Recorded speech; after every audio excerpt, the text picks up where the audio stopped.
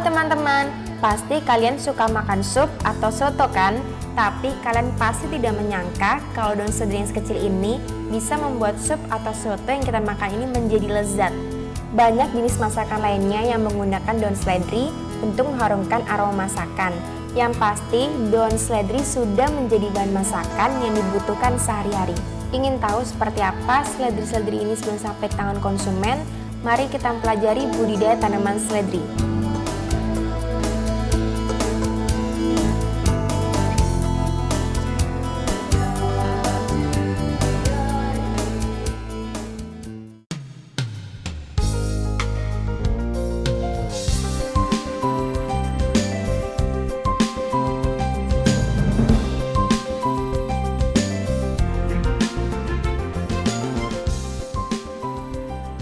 Seledri atau Apium graveolens termasuk tanaman berakar tunggang dengan banyak akar samping yang dangkal. Batangnya pendek karena daunnya terkumpul pada leher akar seperti pada tanaman wortel. Bentuk daun menjari, melekuk-lekuk dan tidak teratur, serta memiliki tangkai yang panjang dan aroma harum yang spesifik. Bunganya terkumpul dalam bongkol bertangkai panjang dan berwarna putih kekuning-kuningan. Buah seledri panjang, berusuk, dan keras. Seledri memiliki kalori yang cukup tinggi meskipun kadar vitamin B dan vitamin C-nya rendah. Seledri banyak digunakan sebagai tanaman sayuran penyegar minor di beberapa resep masakan. Tapi di luar negeri, seledri masuk dalam golongan bahan salad yang kedua setelah selada. Di bidang kesehatan, seledri terbukti bermanfaat untuk mengatasi penyakit rematik, darah tinggi, dan susah tidur.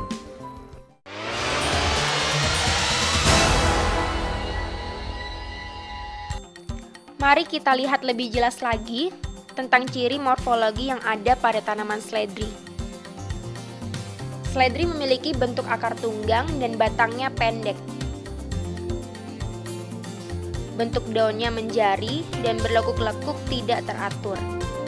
Bunga seledri terkumpul dalam bongkol bertangkai panjang, buahnya panjang, berusuk, dan keras.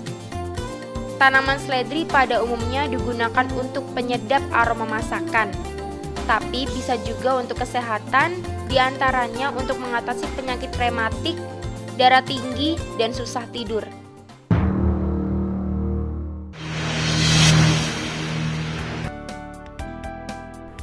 Sebutkan ciri morfologi tanaman seledri.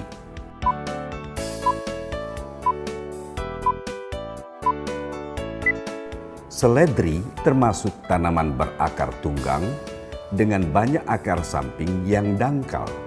Batangnya pendek karena daunnya terkumpul pada leher akar. Bentuk daun menjari, melekuk-lekuk dan tidak teratur, serta memiliki tangkai yang panjang dan aroma harum yang spesifik. Bunganya terkumpul dalam bongkol bertangkai panjang dan berwarna putih kekuning-kuningan. Buah seledri panjang, berusuk, dan keras. Sebutkan manfaat seledri pada umumnya.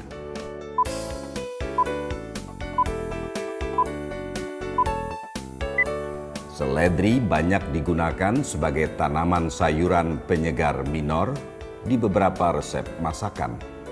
Seledri terbukti bermanfaat untuk mengatasi penyakit rematik, darah tinggi, dan susah tidur.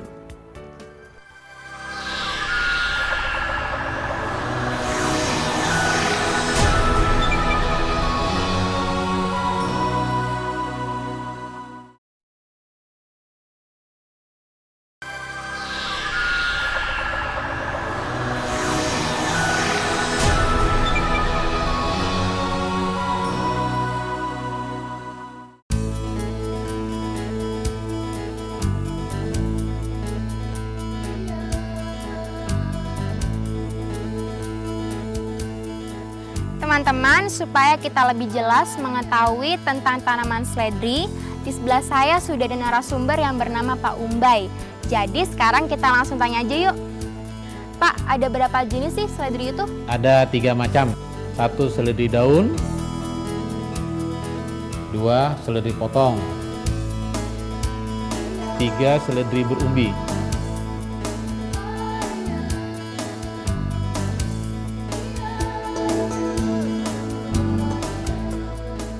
Kalau seledri daun, yang dipanen daun dan batangnya. Jenis ini paling banyak ditanam di Indonesia. Sedang seledri potong, yang dipanen hanya batangnya saja. Kalau seledri berumbi, yang dipanen daunnya saja. Jenis ini batangnya membengkak, membentuk umbi, dan varietas ini terkenal dengan sebutan mentor. Nah, teman-teman, ternyata ada 3 jenis tanaman seledri.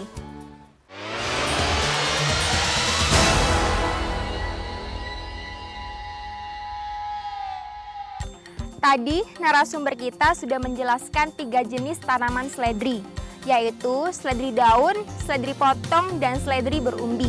Kalau seledri daun, yang dipanen adalah daunnya atau batangnya. Jenis inilah yang paling banyak dibudidayakan di Indonesia. Nah, kalau seledri potong, yang dipanen adalah batangnya saja. Kalau seledri berumbi, batangnya membengkak membentuk umbi. Dan jenis inilah yang dipanen adalah daunnya saja.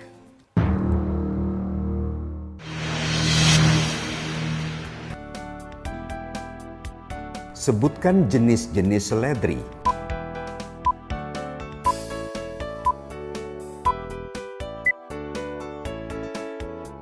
Seledri daun, seledri potong, dan seledri umbi. Seledri jenis apakah yang paling banyak dibudidayakan di Indonesia?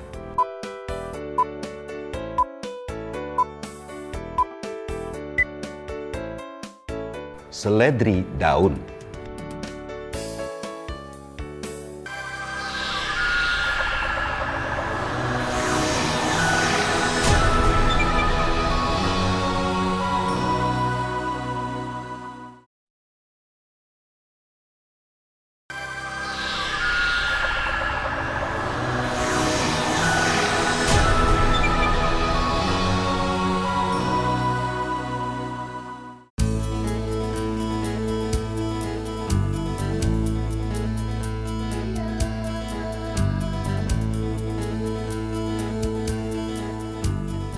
Nah, teman-teman, setelah tadi kita mengetahui 3 jenis tanaman seledri, sekarang kita akan bertanya lagi kepada Pak Umbai. Bagaimana sih syarat lahan penanaman tanaman seledri itu? Yuk, Pak, gimana sih Pak syarat lahan penanaman seledri? Syarat lahan bisa ditanam di dataran rendah maupun tinggi. Waktu tanam yang baik adalah pada awal musim hujan atau akhir musim hujan. Tanahnya banyak, mengandung humus dan gembur. Tanah mengandung garam dan mineral. pH tanah antara 5,5 sampai 6,5. Tanah yang agak kering disukai jenis seledri daun. Tanah yang mengandung pasir atau kerikil dan banyak airnya tetapi tidak menggenang lebih disukai seledri potong. Jangan menggunakan tanah berlumpur. Tanah yang mengandung garam, natrium, kalsium, dan boron lebih disukai tanaman seledri. Tanah diberi garam dapur NaCl sebanyak 600 kg per hektar agar tanaman tidak kerdil. Jika tanaman kekurangan kalsium, kuncup daun seledri menjadi kering. Jika kekurangan unsur boron, batang dan tangkai menjadi retak-retak. Persiapan bedengan dan penanaman, yaitu tanah dicangkul sedalam 25 cm, lalu dibuat bedengan-bedengan dengan lebar 1 meter. Tiap bedengan memuat 3 baris tanaman. Setelah bibit berumur 1 bulan, dipindahkan ke bedengan dengan jarak tanaman 25 cm dan jarak baris 30 cm. Selain bibit, dapat pula menggunakan biji yang langsung ditanam pada bedengan, tetapi cara ini sulit dijamin kelembabannya. Tanaman seledri ternyata menyukai hawa yang sejuk dan lembab. Tapi perlu dijaga jangan sampai tanah jadi berlumpur, karena kondisi tanah yang berlumpur tidak baik untuk tanaman seledri. Tanah gembur berhumus dengan pH 5,5 sampai 6,5. Tanah yang akan ditanami seledri harus ditaburi garam supaya seledri tidak kerdil. Sebelum biji disemaikan, biji seledri disimpan di tempat yang basah atau dibungkus dengan kain yang selalu basah sampai keluar akarnya. Langkah ini bisa mempercepat tumbuhnya biji.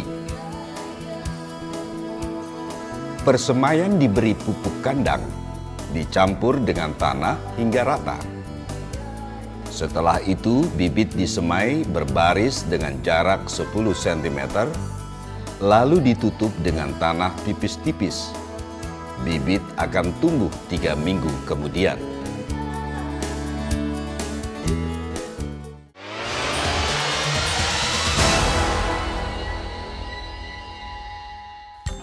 Tanah dicangkul dengan kedalaman 25 cm. Lebar bedengan 1 meter.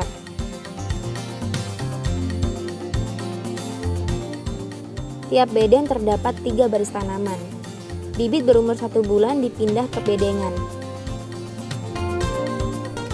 Jarak tanam 25 cm, jarak baris 30 cm. Tanaman seledri menyukai hawa yang sejuk dan lembab.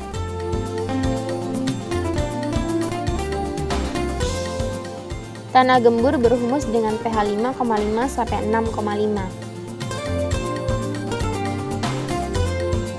Tanah diberi garam agar seledri tidak kerdil.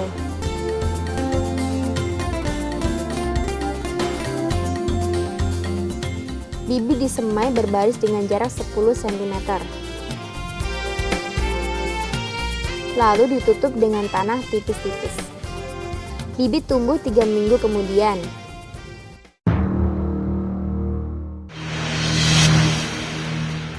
Mengapa tanah yang akan digunakan untuk budidaya tanaman seledri harus ditaburi garam terlebih dahulu?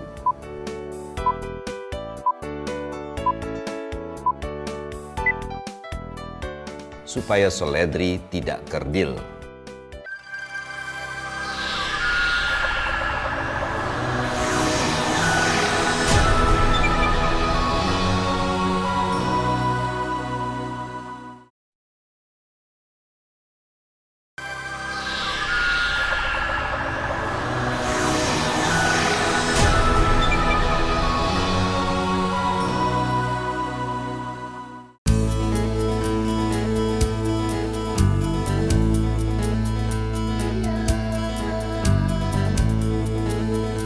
Setelah tadi kita mempelajari proses penting bagaimana mempersiapkan lahan dan biji seledri untuk memulai budidaya tanaman seledri. Maka proses yang tidak kalah penting adalah proses pemeliharaan, yaitu cara pemberantasan hama tanaman seledri. Nah teman-teman, sekarang kita tanya lagi sama Pak Umbay tentang bagaimana sih proses pemeliharaan tanaman itu dan pemberantasan hama. Nah Pak Umbay, tolong jelasin dong gimana sih proses pemeliharaan tanaman? Hama yang sering menyerang adalah kutu daun yang berfungsi sebagai vektor untuk menyebarkan penyakit virus mosaik atau blorok dan merusak daun. Bisa diberantas dengan semprotan Keltan 0,2%. Cendawan Cercospora api menyebabkan penyakit cacar coklat kuning yang menyerang tanaman pada saat persemaian. Cendawan Septoria api Pargrapiolinthis menyebabkan penyakit cacar hitam yang menyerang pada tanaman dewasa. Penyakit yang diakibatkan oleh cendawan bisa diberantas dengan fungisida Benlat 0,1 sampai 0,3% atau Ditan M45 0,2%.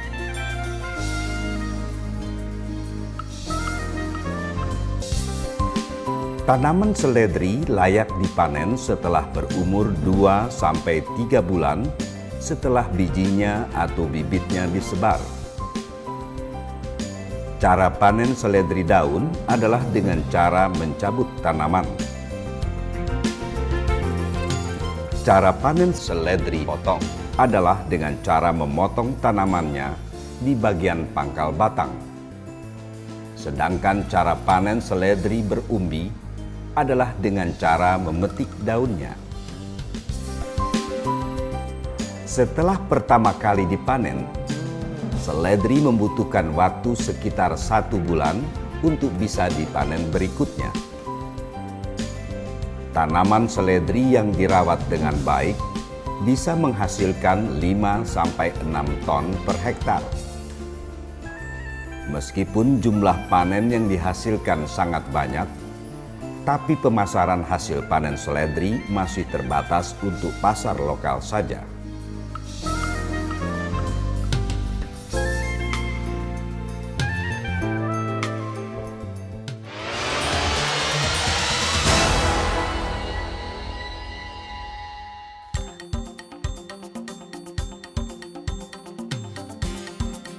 Musuh utama tanaman seledri adalah hama kutu daun dan cendawan.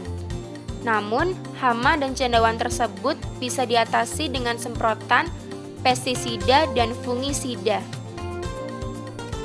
Dalam tempo 2-3 bulan setelah biji seledri disebar, maka tanaman seledri telah memasuki masa siap panen. Cara panen seledri daun adalah dengan cara mencabut tanamannya, sedangkan seledri potong dipanen dengan cara memotong di bagian pangkal batangnya. Seledri berumbi dipanen dengan cara memetik daunnya.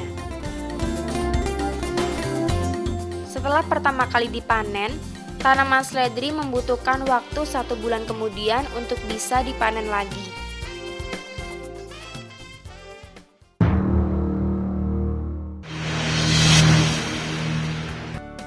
Bagaimanakah cara panen tanaman seledri yang benar?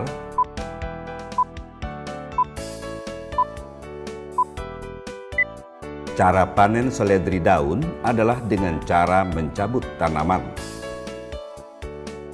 Cara panen seledri pohon adalah dengan cara memotong tanamannya di bagian pangkal batang.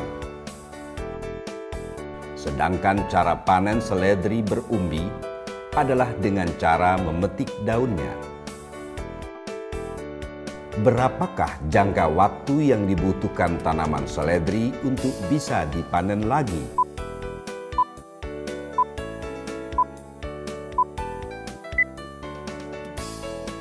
Seledri membutuhkan waktu 1 bulan untuk bisa dipanen lagi. Usaha budidaya tanaman seledri relatif mudah jika kita mengetahui bagaimana mempersiapkan lahan dan meliharanya dari serangan hama. Meskipun lingkup pemasarannya hanya di pasaran lokal saja, usaha budidaya tanaman seledri merupakan peluang usaha yang bagus, mengingat permintaan terhadap seledri adalah cukup tinggi. Sampai di sini dulu perjumpaan kita.